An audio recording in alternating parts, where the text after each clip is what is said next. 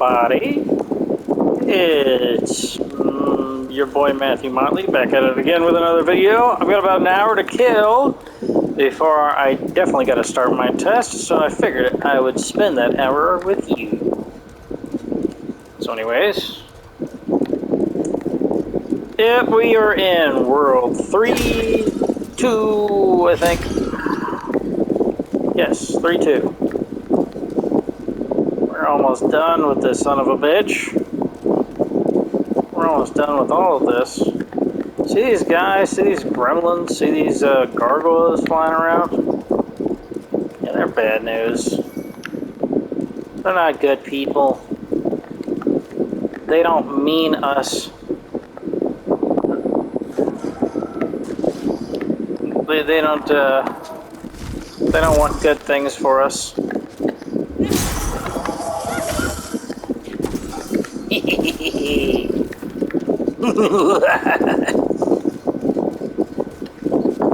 It's my favorite weapon in the world. Come on. It's incredible. It's amazing. I forgot to be annoying in 3-1 and inform you very matter-of-factly that the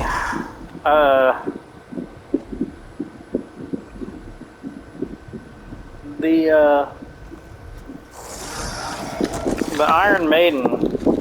Sorry, my cat was on my keyboard, and I can't have him start my test early. That would be bad. Oh, oh, yes. He's trying to take his loot with him to the grave. That would be very bad. I learned today that there's like, these visual filters. That's what it was? I've been wondering. I was like, what the hell is this fucking rustic look? See, that's a hell of a lot better. It's like, what the fuck? Why is everything orange? I had no idea. I must have changed it on accident. I thought I was going crazy. Yeah. See, that looks way better. Yeah. Blue Point did a great job all by themselves. They don't need any help from also themselves.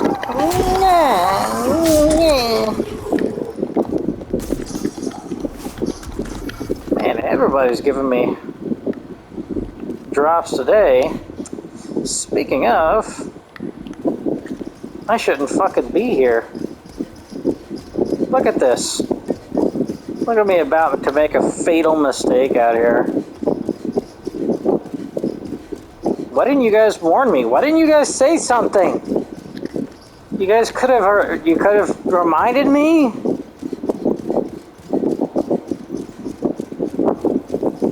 You should have called my phone number. You should have banged on my door. You should have come to my house. Said, hey, your life bar is full, you're in body form, and if you don't unlife yourself in the Nexus, then you might die in the Tower of Latria, and then it'll be next to impossible to get pure white world tendency. And I would say, because I have very specific knowledge of an obscure title, I know what that string of words means. And that would be bad. But no, you just sat here. You just sat there and let me look like a fool. Like a fool. A fool in my own house. This is all your fault.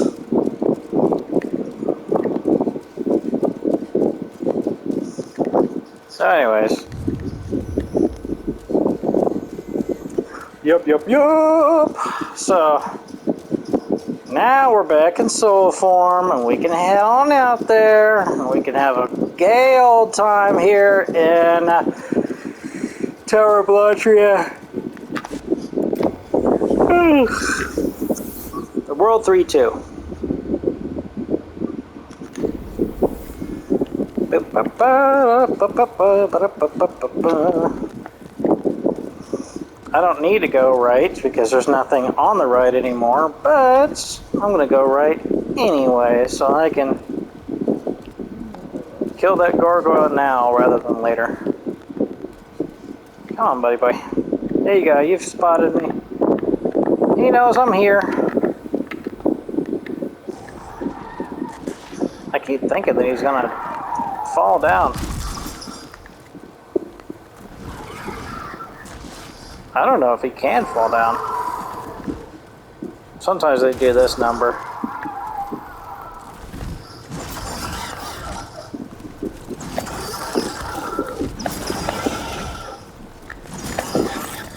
There we go.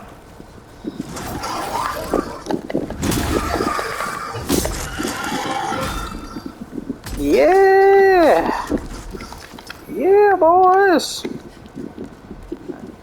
So you always want to click the lock-on button whenever you come up against these before you figure out that one of them isn't real, or that one of them is real, or whatever. Dang it! I hate it whenever they do this crap because they might fly into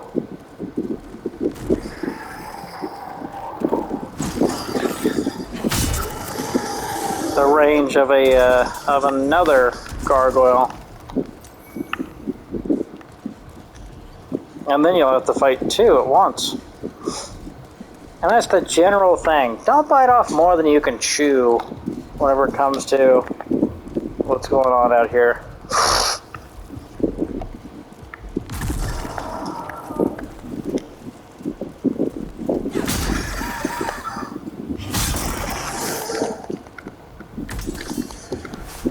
Goodies, yes.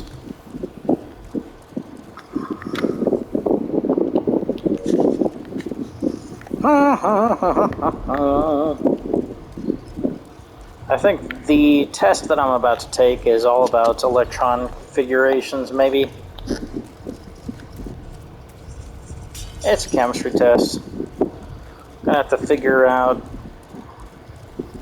a bunch of gobbledygook, a bunch of p orbitals and s orbitals.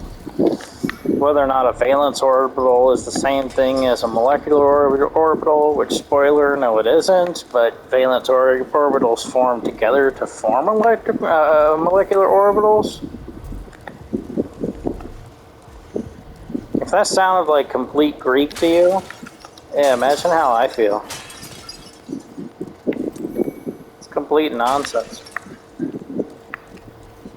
Anyways, I don't think I finished my thought earlier.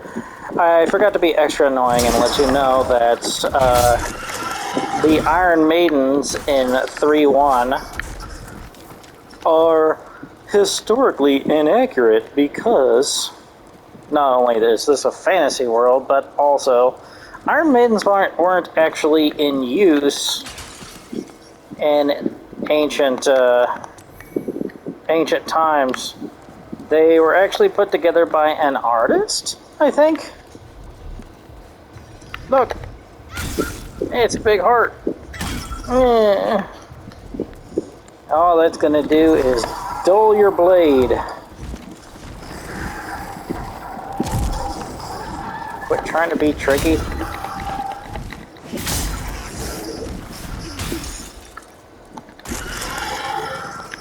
God, what a great weapon. What a great weapon. What a great day. So happy now that I got my favorite weapon.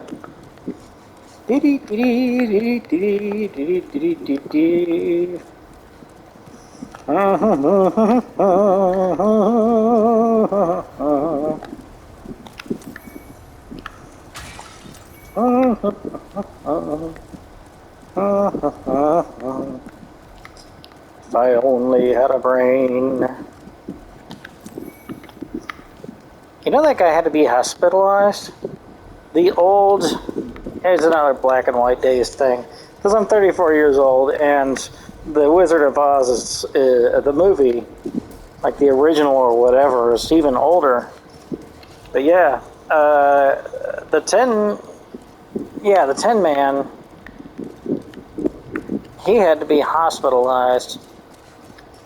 The snow that they used was asbestos. They put the main character, the girl, on a diet of like 86 cigarettes a day because they wanted her to be skinny. And even though she was already skinny, they wanted her to remain that way. So, of course, that's what happens. You just feed somebody 86 cigarettes. Now, frankly, I shouldn't fucking tell you this at all, but cigarette smokers are skinnier than regular people. And it usually is a reduction in weight, but it's absolutely fucking not worth it. You could say, well, there's like a beauty thing. Yeah, it does not fucking matter. If someone loves you because of your beauty, then someone doesn't love you, and they will not be there whenever that beauty goes away. And so you can sit there and try to maintain that beauty forever, but it will fade. One way or another, it will fade. You'll get wrinkles, you'll get whatever, and you can put on more and more makeup to pretend that you're not aging. But it's much, much better to just find someone who loves you for who you are. My heart's breaking, get it? It's a big heart.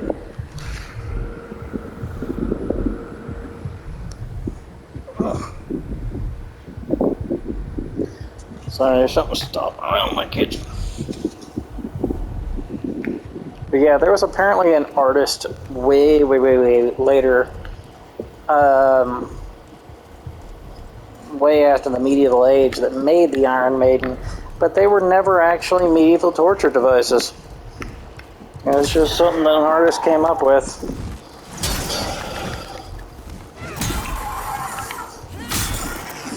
Which now, like,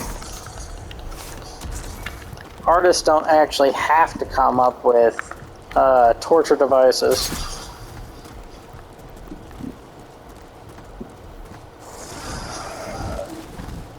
Artists already have torture devices. They're called NFTs. These are facts. Where did he go?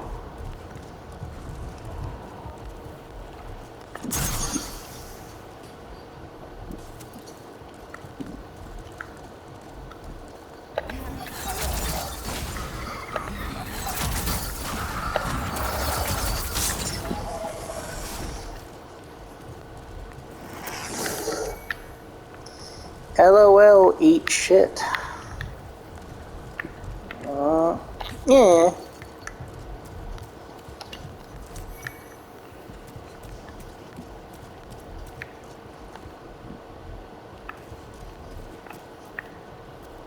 This is going to be a difficult one. That's scary. Alright.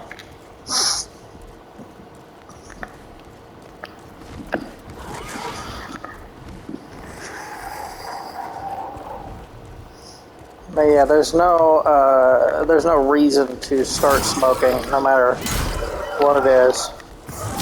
Temporarily gain favor from, somebody that thinks smoking is cool. That's a terrible thing to do.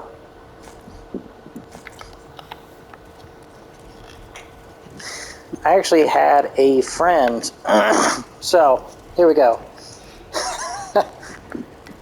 I fucking hate that. It's the worst thing. It's the worst thing. So, I had this friend that I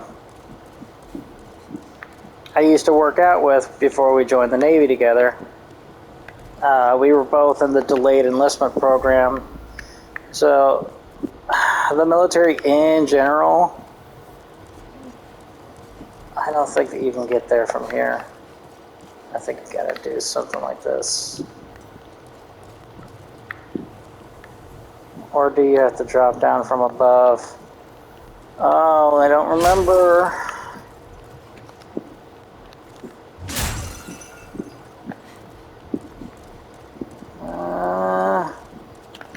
Okay, you can. It is a difficult task, but you absolutely can. Okay. And there's nothing around the edge, is there? Nothing over there? Nothing at the bottom? There is something. I see something. Nope. That's just an odd lighting thing. Anyways, somebody's growling and making noise. There you are.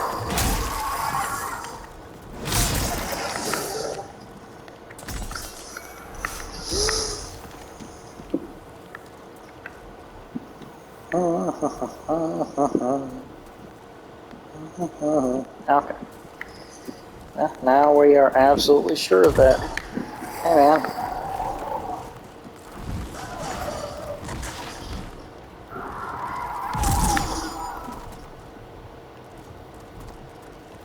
What are you doing, dude? Acting crazy.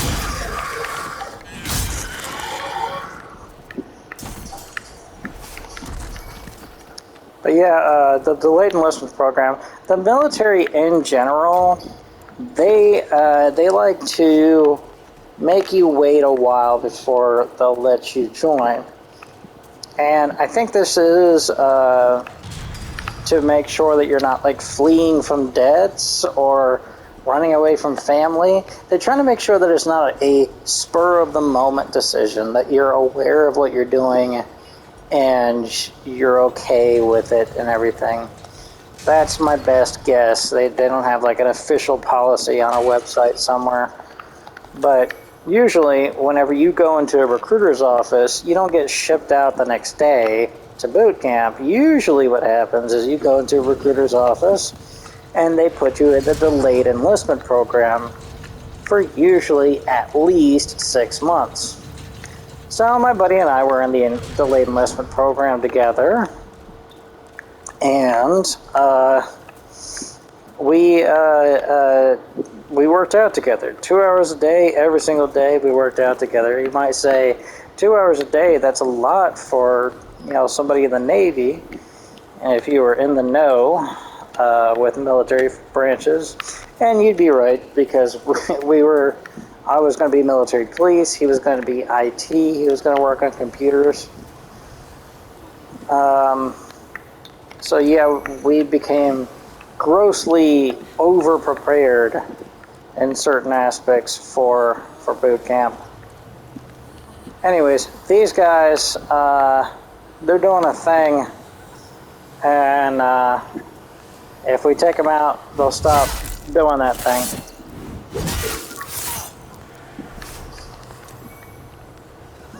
And it's important that we take them out so that they quit doing this thing. And you'll know here in a second.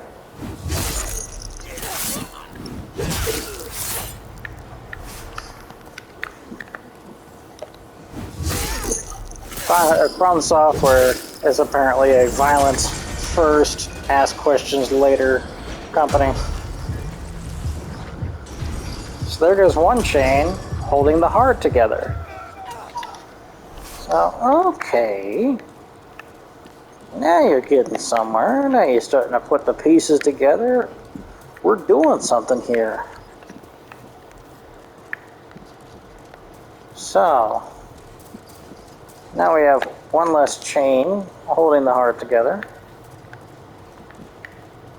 Not sure what that means, but with no way forward, we'll go ahead and backtrack to figure out what's going on. So anyway, my buddy and I, we are working out together for 2 hours a day to join the Navy. He's going to be in IT, I'm going to be military police. We're way over preparing for this in a lot of aspects, but whatever. And he ends up joining everything. So his first duty station just so happens to be a ship. No, I never went on a ship because, like I said, they really don't need military police on ships too much or too often. Um, you know, they kind of have their own law out there in the sea, and with a nice, tight, limited space, for the most of the time, it's a bit easier to maintain order than it is whenever people have a lot less eyes on them, and special equipment and stuff like that, cameras and such. So anyways, yeah, so I only went on a ship whenever I was active duty in the Navy.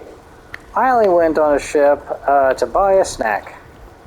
I was temporarily attached to a Korean Navy base, and I was tired of eating what the Korean Navy sailors eat while I was stationed in Korea.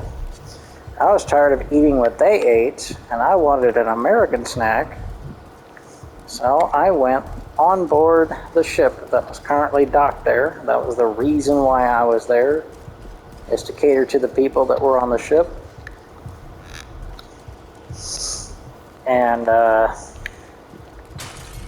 they wanted guns. They had come there. They had a lot of reservists and everything that they were dealing with, and they wanted real guns to do fake military drills for whatever reason. So I was there to watch over the weapons. Anyways, there was 4 of us, 2 of us on night shift, 2 of us on day shift, for 2 weeks.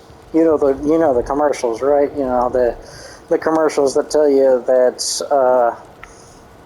join the reserves, join the active drilling reserves. You'll do 1 week in a month, 2 weeks a year. So they were doing the 2 weeks a year. Anyways, so that's what I was doing there. Anyway, so that's the only time that I went on a Navy ship. I just went on there to buy a candy bar. You know, I wanted something American. I started eating what the Korean Navy sailors were eating. They were eating a bunch of weird stuff. I wasn't used to it for every meal of every day. So,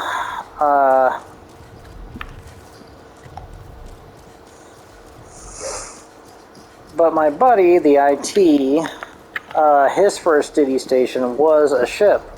And he said, oh, he was just so jealous. He was just so jealous. This better not toss me off the cliff. It says to try a slash attack. I don't know if I trust you. You're a bastard. You are a bastard. Foul. Foul message. Fee on you.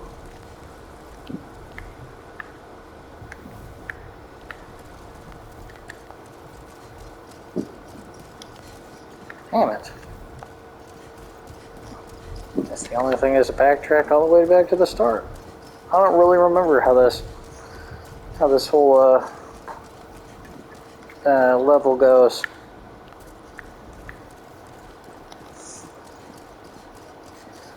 So,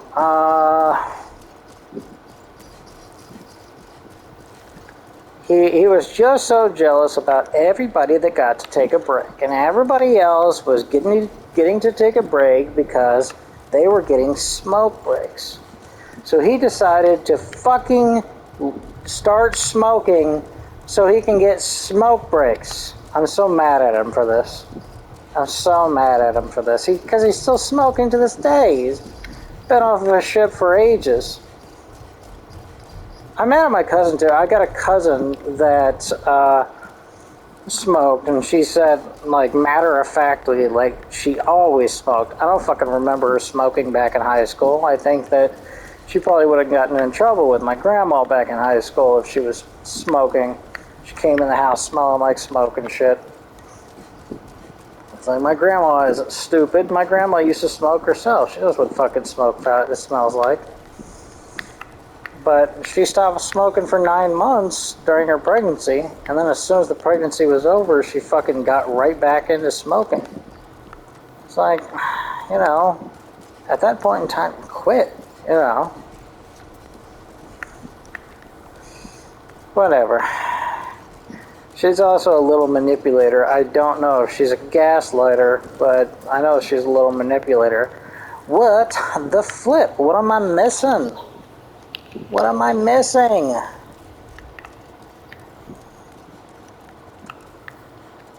I guess I'll go back to where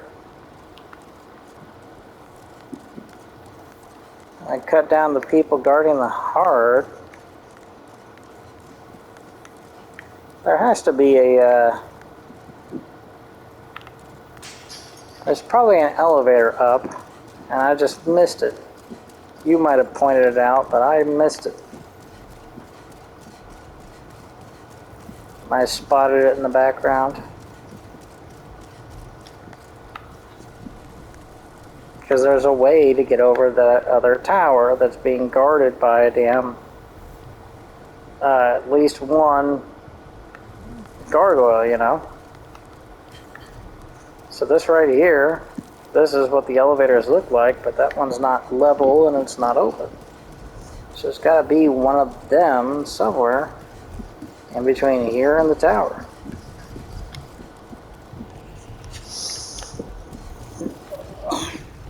So I think that that's a particularly shitty reason to do these things. The thing is, the problem is that he would shift between complaining that he was the only one that didn't get a break because he didn't smoke, and bragging that as an IT personnel on board a Navy vessel, he was the only ones that got air conditioning 24/7 and access to the internet at all points in time, where everybody else for 6 months at a time would not have very reliable access to the internet.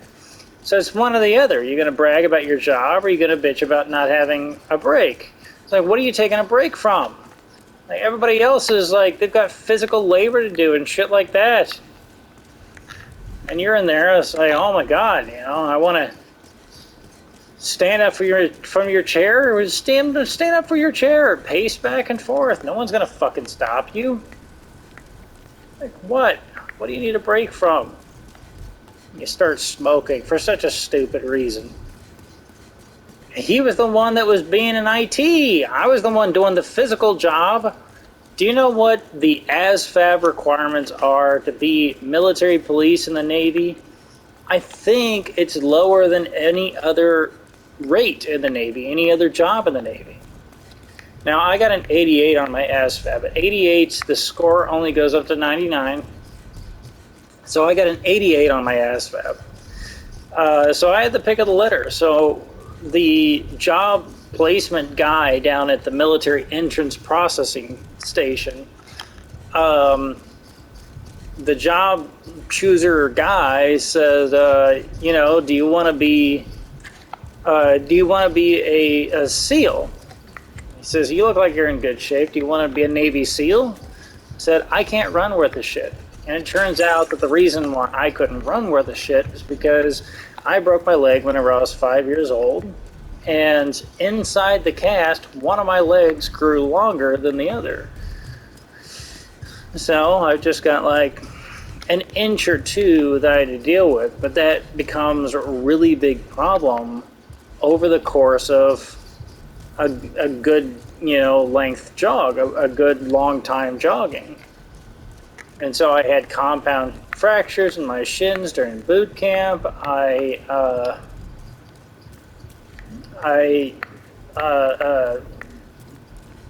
had plantar fasciitis that turned into a bone spur in my left foot, so it'll never go away. I limped around for about 2 weeks after each and every time that we would do our physical fitness test, which in the Navy, involves, or the physical readiness test. In the Navy, that involves push-ups, sit-ups, and a 1.5-mile run twice a year. And I'd be limping around for 2 weeks after a 1.5-mile run. That's how ridiculous this was. And none of it was fixed and none of it was addressed until finally in 2015, while I was in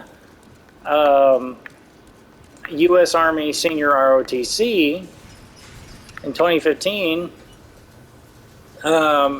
they sent me to the doctor sent me to the specialist, and the specialist said, your hips are uneven. And I said, I don't know what that means. And she said, did you ever break your leg? And I said, yes, whenever I was 5. It has always been in my medical record. And she said, yeah, you know, one of your legs grew longer than the other in the cast. Let me get you some corrective insoles. So she got me these corrective insoles, and I've never had a problem since. I see the problem here. There's an entirely separate exit right there that leads to the next fucking tower that I didn't manage to spot last time when we were here. Wow, what a pain in the ass. Because I'm incredibly unobservant. This is a failure of me. This is my failure. This is me being not so smart. As per the usual.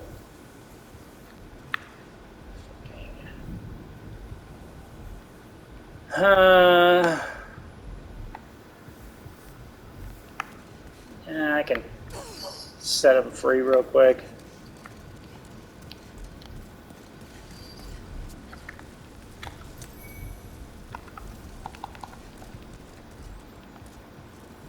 Are you here to fight the demons?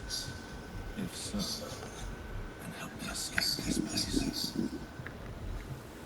I am on your side. I have come to face the demons.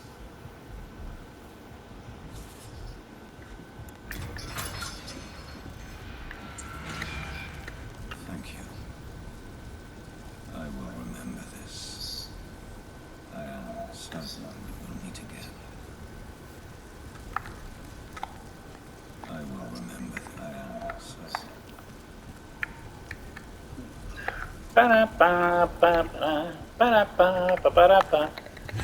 Take that, you fucker.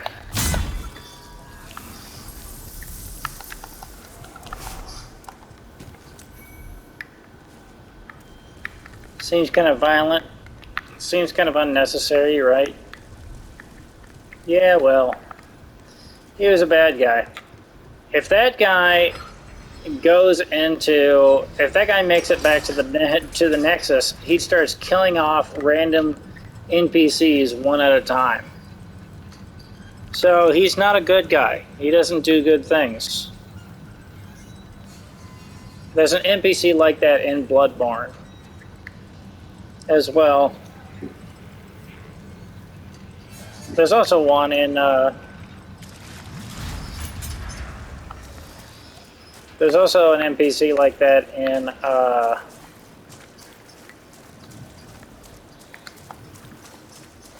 in Dark Souls. So it's like a common From Software trope. Not everybody is to be trusted. He worships Mephistopheles, you fuck.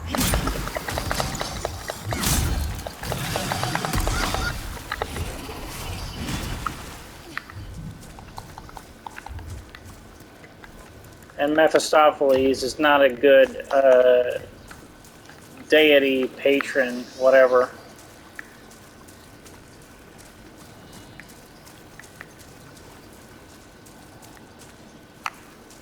So this is the swamp, part 2. G-Bill, 2 swamp levels. This swamp isn't as bad as the other swamp. Apparently, once you get into pure white tendency in here, a ring will show up called the Sodden Ring.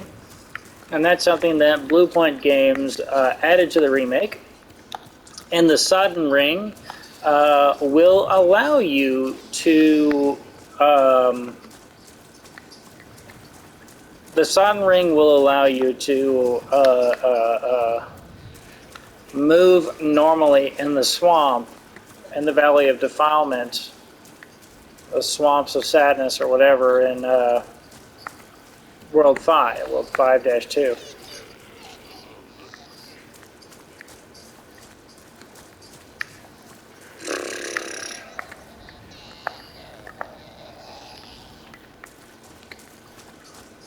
Let me see, 35 minutes. All right, unfortunately, I have to cut this video short because I need to go get wood and feed the fire before the fire goes out, before I start my test. My test says I got an hour and a half limit, an hour and a half time limit, so, you know, I had an hour, but then I thought about it and I realized I need wood. I need to go get wood before this fire goes out. All right, well, I guess I'll talk to you next time.